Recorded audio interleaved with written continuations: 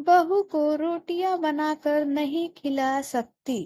पता नहीं किस जन्म की दुश्मनी निकाल रही है मुझसे। ऐसी छुई मुई बनकर बैठी रहती है जैसे मेरे आने से पहले 8-10 नौकर चाकर आगे पीछे फिरते रहते थे। थोड़ा बहुत हाथ पैर हिलाने से कौन सा शरीर घिस जाएगा। इनका सब कुछ मेरे भरोसे छोड़कर बैठ जाएंगी।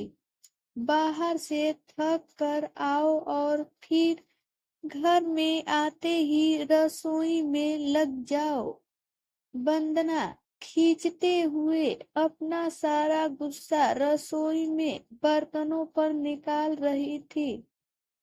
ऐसा नहीं था कि उसकी सास रुक्मणी जी को बहू के बड़बड़ाने का भान नहीं था, लेकिन वो भी ढिठाई पर थी। बहू की घबराहट को एक कान से सुनकर दूसरे कान से निकाल रही थी।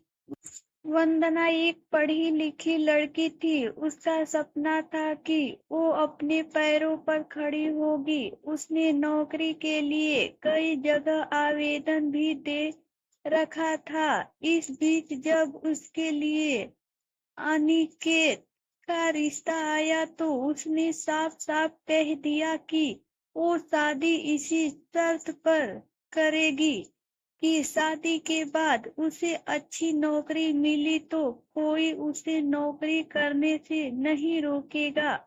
आखिर इतना पढ़ने लिखने के बाद वो घर पर नहीं बैठ सकती। अनिकेत और उसके घर वालों को इस बात से कोई आपत्ति नहीं थी कि उनकी बहू नौकरी करेगी, इसलिए दोनों तरफ से खुशी खुशी ये रिश्ता हो गया। शादी के कुछ दिनों बाद ही वंदना का ज्वाइनिंग लेटर आ गया। जिस दिन वंदना ने अपने ससुराल वालों से कहा था कि वो अब नौकरी करेगी तो उसकी सास रुक्मणी जी ने सारे परिवार के सामने कह दिया था, बहू नौकरी करे, इससे मुझे कोई आपत्ति नहीं है। मैं ये भी नहीं कहूंगी कि वो पहले सारे घर का काम करे फिर नौकरी पर जाए, लेकिन मैं भी अब पहले की तरह पूरा घर नहीं संभाल सकती। मुझे सब कुछ मंजूर है, लेकिन मुझसे ये उम्मीद मत करना कि मैं बहू को रोटियां बनाकर खिलाऊंगी। मुझे पता है कि अगर मैं एक बार इस भंवर में फंस तो जिंदगी भर नहीं निकल पाऊंगी। उस वक्त सबको रुक्मणी जी की बातें सुनकर हैरानी तो हुई थी। उनके पति ने तो ये भी कहा कि मुझे नहीं पता था कि मेरी सीधी सरल पत्नी भी सास बनते ही अपना रूप बदल लेगी। लेकिन इन सब बातों का रुक्मणी जी पर कोई असर नहीं हुआ। वो तो अपनी जिद पर अड़ी थी। खैर, वंदना को तो नौकरी करनी ही थी, क्योंकि घर के थोड़े से काम के लिए वो अपनी इतनी अच्छी नौकरी तो नहीं छोड़ सकती थी। वही उसके पति और ससुर जी ने भी नौकरी की इजाजत दे दी थी, तो वो फिर कहाँ रुकने वाली थी। इस समस्या का ये हल निकाला गया कि घर के कामों के लिए एक काम वाली और खाना बनाने के लिए कुक रख ली गई। खाना बनाने वाली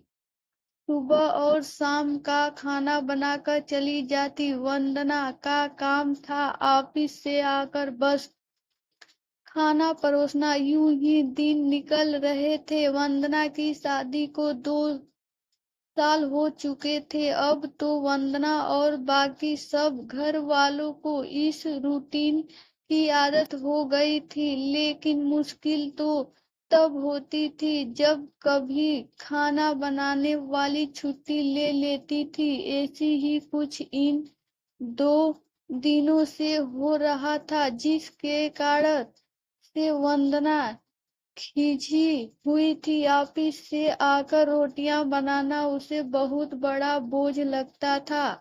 वैसे तो रुक्मणी जी इन दिनों में सब्जियां काटकर बना देती थी, लेकिन बहू के ऑफिस से आने के बाद रसोई में झांकती भी नहीं थी। उस समय वंदना को अपनी बैठी हुई सास बहुत चुभती थी। वो बरबराती रहती और रोटियां बनाती रहती। बाद में अपनी माँ से फोन पर भर भर कर शिकायत करती, जिसके बाद उसे थोड़ा सा सुकून मिलता था। कुछ दिनों बाद वंदना के भाई की शादी भी तय हो गई। वंदना की होने वाली भाभी भी नौकरी पेशा था। वंदना की माँ ने सगाई के वक्त ही खुश होते हुए गर्व से कह दिया, भाई मैं तो और सासू की तरह नहीं हूँ, जो बहू के आने पर हाथ धरकर बैठ जाऊं।